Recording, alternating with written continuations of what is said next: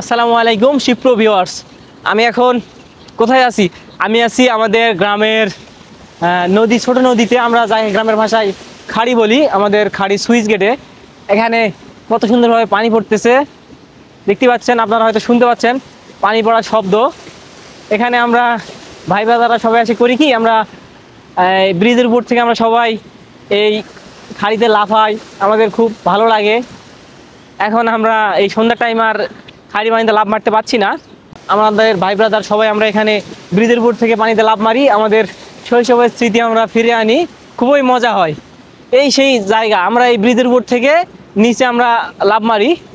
তো লাভ মারে আবার সামনের দিক দিয়ে একটু যায় কৃষ্ণচূড়ার গাছ দেখতে পাচ্ছেন, গাছের গোড়ার পাশ দিয়ে এসে আবার এই ব্রিজের উপর উঠে আবার আমরা এই ব্রিজের উপর থেকে নিচে লাভ মারি। একদম যারা আপনারা ছোটোবেলায় এভাবে ব্রিজ থেকে বা গাছ থেকে বন্যার পানিতে হোক, খাড়িতে হোক বা নদীতে হোক লাভ মারছেন বা ঝাঁপ মারছেন, তারাই বুঝতে পারবেন এই লাভ মারা কতটুকু ফিলিংসের। আসসালামু আলাইকুম শিপ্র ভিউয়ার্স। আমি এখন কোথায় আছি? আমি আছি আমাদের গ্রামের নদী, ছোট নদীতে। আমরা যাই গ্রামের ভাষায় খাড়ি বলি, আমাদের খাড়ি সুইচ গেটে। এখানে কত সুন্দরভাবে পানি পড়তেছে দেখতে পাচ্ছেন, আপনারা হয়তো শুনতে পাচ্ছেন পানি পড়ার শব্দ।